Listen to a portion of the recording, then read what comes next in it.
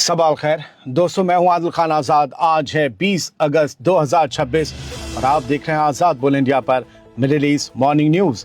इस शो में आप देखेंगे हूथियों ने सऊदी अरब के तेल कारोबार की कमर तोड़ने का किया ऐलान, बाबल मंदब के करीब कब्जा जमाने का हूथियों का बड़ा प्लान हुआ बेनकाब, सीरिया में तुर्की की एंट्री से इसराइल में मची खलबली, ईरान ने अमेरिका के खिलाफ मिडिल ईस्ट में बनाया नया रीजनल ऑर्डर, ईरान और यूएई की टेंशन के बीच अरबों डॉलर देने की खबरों पर यूएई ने दिया बड़ा बयान, गजा में मदद करने वाले लोग भी इसराइल के निशाने पर, लगातार तीसरे साल दुनिया में सबसे खतरनाक जगह बना गजा। शुरुआत करते हैं इस शो की। कतर हमास का दूसरा घर है जहां हमास के लीडर महफूज महसूस करते हैं और इसी घर में 19 अगस्त की देर रात एक बड़ी मीटिंग हुई है। देर रात कतर के प्राइम मिनिस्टर और फॉरेन मिनिस्टर शेख मोहम्मद बिन अब्दुर्रहमान अल थानी ने दोहा में हमास के पॉलिटिकल चीफ खलील अल हैया से एक बेहद अहम मुलाकात की है। खलील अल हैया अभी ताज़ा ही हमास के सर्वा हमास के चीफ बने हैं। कतर की फॉरेन मिनिस्ट्री के मुताबिक इस मुलाकात में गजा और फ़लस्तीन के मौजूदा सूरत हाल पर खुलकर बात हुई। शेख मोहम्मद ने हमास के उस फैसले की जमकर तारीफ की जिसमें हमास ने गजा में सीज़ फायर मुआहदे के दूसरे फेज़ को लागू करने के लिए बोर्ड ऑफ पीस के रोड मैप को कबूल कर लिया है। 19 और 20 अगस्त की रात ये खबर आई कि कतर के प्राइम मिनिस्टर ने इस मौके पर खलील अल हैया से मुलाकात के दौरान इंटरनेशनल कम्युनिटी को भी जमकर आईना दिखाया और साफ कहा कि पूरी दुनिया अपनी जिम्मेदारी समझे और इसराइल पर प्रेशर डाले। उन्होंने जोर देकर कहा कि इसराइल इस मुआहदे की शर्तों को पूरा करे और फ़लस्तीनी आवाम के हकों पर लगातार हो रहे हमलों और जुल्म को फ़ौरन बंद करें। यानी दोस्तों, हमास ने अमन के रोड मैप को मानकर अपना रुख साफ कर दिया है और अब गेंद इसराइल के पाले में है कि क्या वो सीज़ फायर की शर्तों को मानेगा या फिर अपनी हठधर्मी जारी रखेगा। कई बार सवाल उठते हैं हमारे गोदी मीडिया और उनके जैसे सोच रखने वालों की तरफ से कि अरब मुल्क क्या कर रहे हैं गजा के लिए, फ़लस्तीन के लिए। तो उन्हें ये पूछना चाहिए कि गजा के पॉलिटिकल मूवमेंट का सर्वा कतर ही क्यों जाता है, उनके लीडर्स कतर में क्यों रहते हैं और वो कहते हैं कि इन्होंने कभी आवाज़ उठाई नहीं उठाई, गोदी मीडिया कहता है और उसके जैसे लोग। तो फिर ये हमास के मुंह पर बैठकर, चीफ के मुंह पर बैठकर कतर के अमीर क्या कह रहे हैं, कतर के प्राइम मिनिस्टर क्या कह रहे हैं। असल में कुछ काम पर्दे के पीछे से होते हैं, सामने से निंदा होती है, सामने से सपोर्ट किया जाता है। आगे बढ़ते हैं और रुख करते हैं ईरान की खबर का, क्योंकि ईरान भी फ़लस्तीन के साथ है। ईरान की इस्लामिक रेवोल्यूशनरी गार्ड कॉर्प्स यानी IRGC की कुद्स फोर्स के कमांडर ब्रिगेडियर जनरल इस्माइल कानी ने इसराइल के खिलाफ बहुत बड़ा बयान दिया है। जनरल इस्माइल कानी ने दो टूक लफ्ज़ों में कहा कि फ़लस्तीनी ज़मीनों पर इसराइल का परमानेंट कब्ज़ा यानी एनेक्सेशन नामुमकिन है और इस इसराइली निज़ाम का ख़ात्मा पूरी तरह से तय है। यानी वो कह रहे हैं कि इसराइल ख़त्म होकर रहेगा। 19 अगस्त की देर रात ईरानी मीडिया में यह खबर आई और इस खबर के मुताबिक इस्माइल कानी ने कहा कि फ़लस्तीन की ज़मीनों पर कब्ज़ा करने वाले एक सोशल कैंसर में मुब्तला हो चुके हैं। यानी ये कहा गया है कि इसराइली हुकूमत और निज़ाम सोशल कैंसर जैसा है और उन्होंने ये भी कहा कि अंदरूनी तौर पर बिखरना और तबाह होना ही उस कैंसर की या उस निज़ाम की किस्मत बन चुका है। जनरल कानी ने वेस्ट बैंक में इसराइली हरकतों पर हमला बोलते हुए ये भी कहा कि वहाँ खुलेआम वहशी दहशतगर्द घूम रहे हैं, वो फ़लस्तीन के ग्लोबल मसले को कभी हाशिए पर नहीं धकेल सकते। ये बड़े सख्त लफ्ज़ हैं। अब देखिए, एक तरफ अरब दुनिया और एक तरफ ईरान, दोनों ही फ़लस्तीन के मुद्दे को बहुत ही मजबूती के साथ उठा रहे हैं, कोई नरम ज़ुबान में, कोई सख्त ज़ुबान में। लेकिन इससे साफ है कि दोनों ही तरफ, चाहे अरब हों चाहे गैर अरब हों, वो फ़लस्तीन के लिए मजबूती से आवाज़ उठा रहे हैं। अब दोनों तरफ की खबरें दिखा दी। अब आप ज़रा अहम खबर सुनिए जो जंग से जुड़ी हैं, जो डिप्लोमेसी से भी जुड़ी हैं। यमन के हूथियों ने दावा किया है कि उन्होंने पिछले एक महीने में सऊदी अरब की तेल सप्लाई की कमर तोड़ दी है और पूरे इलाके में सऊदी फ़ौज पर ताबड़तोड़ हमले बोले हैं। हूथियों का दावा है कि 20 जुलाई से 19 अगस्त के बीच उन्होंने सऊदी अरब के 8 तेल के जहाज़ों को सीधा निशाना बनाया है और 48 जहाज़ों को रास्ता बदलने और वापस लौटने पर मजबूर कर दिया है।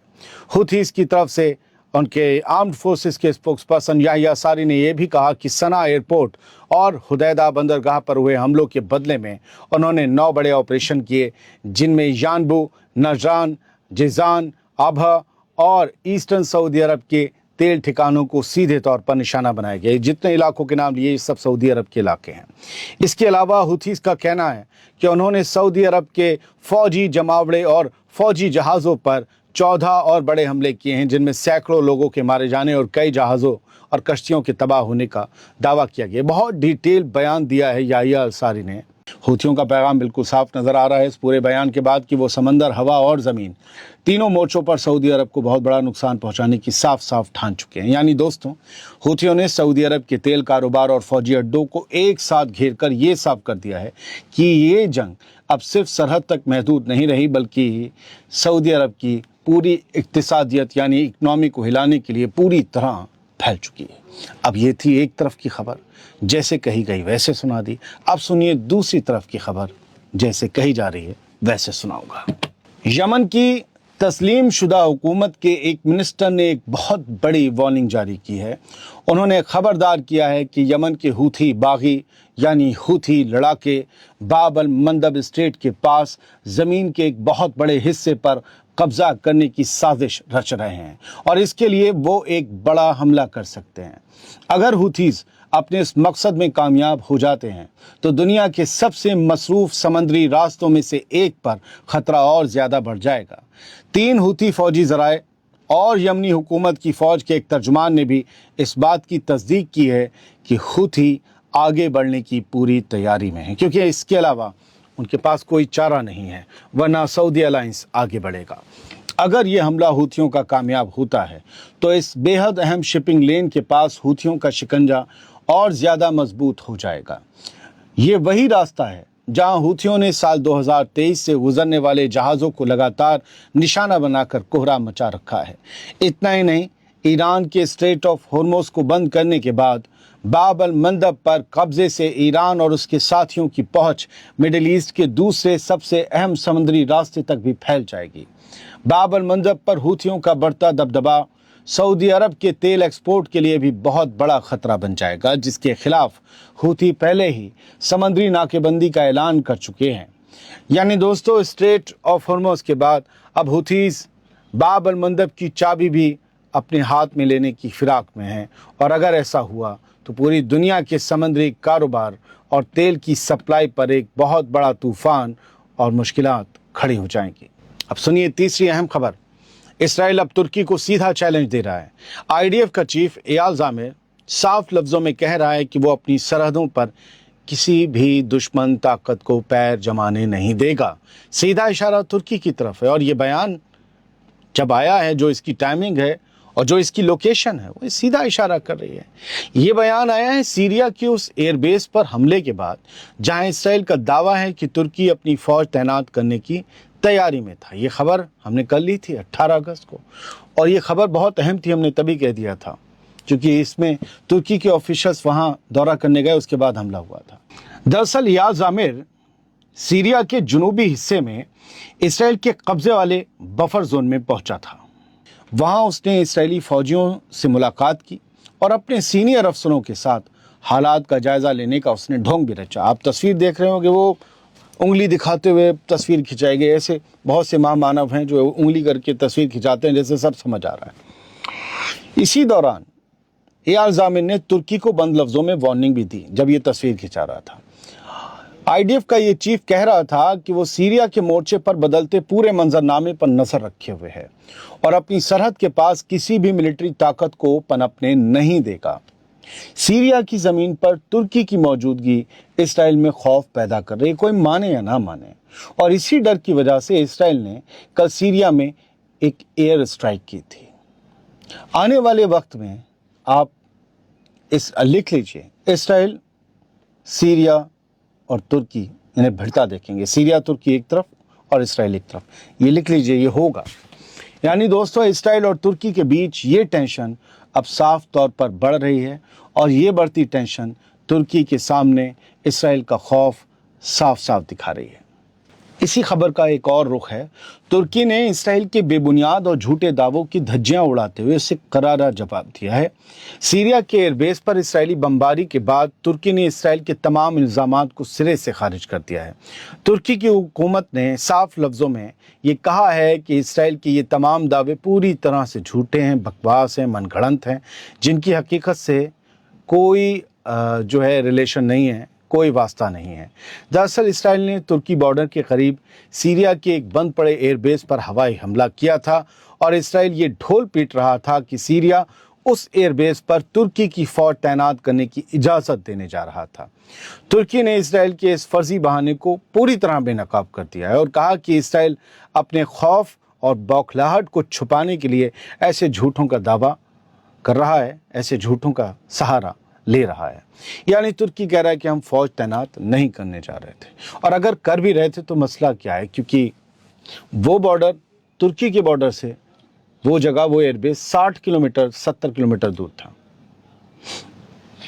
लेकिन इसराइल की हवा खराब है। जो अपने आप के ताकतवर होने का ढोंग करता है वो सबसे ज़्यादा डरपोक होता है। इसराइल ईरान से भी डरता है, लेबनान से भी डरता है, तुर्की से भी डरता है और सीरिया से भी डरता है। वो हर किसी से डरता है क्योंकि वो चाहता नहीं आसपास कोई ताकतवर हो जाए और मैं पिट जाऊं। बहुत डरता है। बढ़ते आगे, 2-3 अहम खबरें ईरान से। ईरान एक नए रीजनल ऑर्डर की बात कर रहा है और इस रीजनल ऑर्डर में अमेरिका और दूसरी बाहरी ताकतों का दखल ख़त्म करने का प्लान भी शामिल है।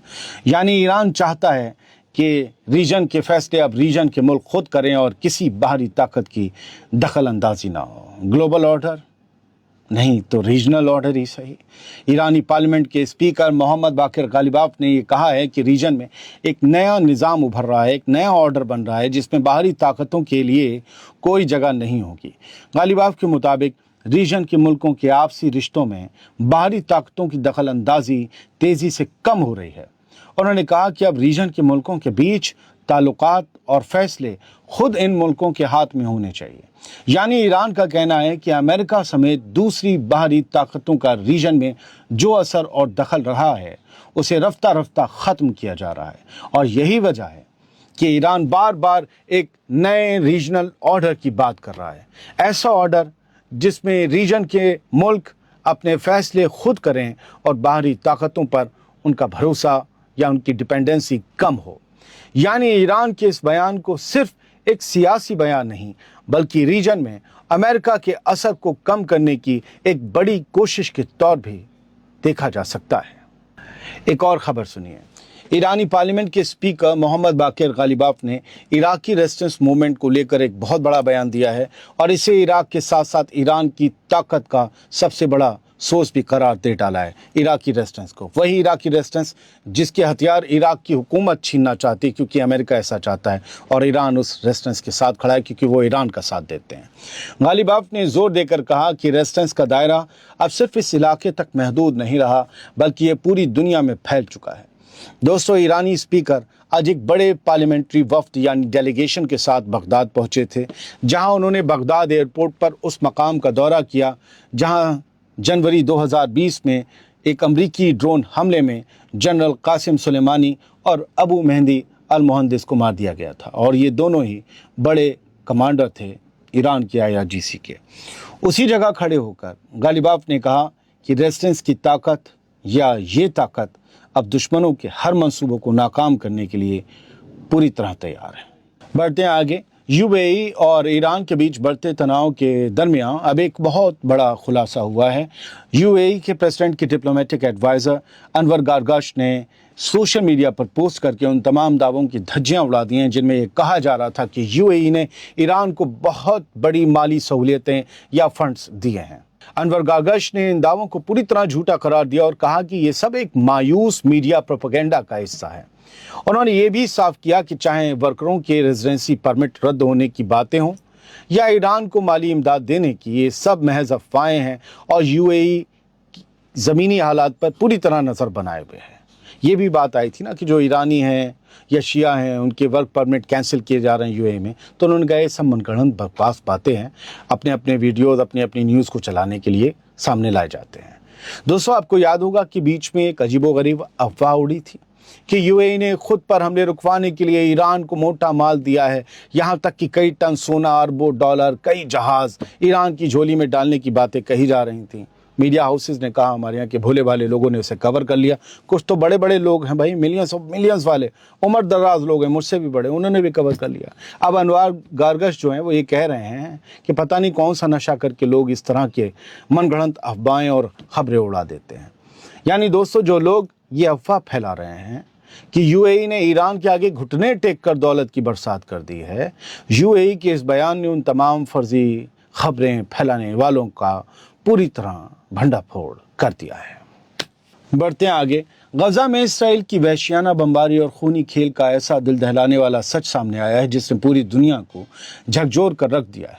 यूनाइटेड नेशंस यानी यूएन की ह्यूमैनिटेरियन एजेंसी OCHA ने अपनी ताज़ा रिपोर्ट में बहुत बड़ा खुलासा किया है कि लगातार तीसरे साल गजा दुनिया भर के रिलीफ और एड वर्कर्स यानी मददगारों के लिए सबसे खतरनाक और जानलेवा जगह साबित हुआ है। यानी सिर्फ गजा में फ़लस्तीनी नहीं मारे जा रहे, बल्कि फ़लस्तीनियों की मदद करने वाले भी कत्ल गारत का शिकार हो रहे हैं। यूएन के मुताबिक साल 2025 में गजा के अंदर इसराइली हमलों में 186 एड वर्कर्स को अपनी जान गंवानी पड़ी। यानी जो लोग मजलूम, भूखों और जख्मियों की जान बचाने के लिए ज़मीन पर उतरे थे, इसराइल ने उन्हें भी नहीं बख्शा और बेरहमी से कत्ल कर दिया गया। इस रिपोर्ट में दूसरे नंबर पर सूडान का नाम आया है, जहां साल भर में 71 एड वर्कर्स मारे गए हैं। वर्ल्ड ह्यूमैनिटेरियन डे के मौके पर जारी इस रिपोर्ट ने इसराइल के उन तमाम दावों की धज्जियां उड़ा दी हैं जिनमें वो खुद को बेगुनाह साबित करने की कोशिश करता है गजा वाले मामले में। तो फिलहाल ये थी कुछ खबरें जो मैंने साफ गोई से दोनों तरफ की खबरें आपके सामने रख दी, और अब उम्मीद ये करता हूँ कि आपको ये प्रोग्राम पसंद आया होगा। अगर अच्छा लगा हो तो इसे आगे फॉरवर्ड करिए। आज़ाद बोल इंडिया आप ही का चैनल है, इसे सब्सक्राइब ज़रूर कीजिए। आज 20 अगस्त में कई अहम खबरें आनी हैं। उम्मीद करता हूं कि जल्द आपके सामने हाजिर होऊंगा। सलामत रहिए, खुश रहिए।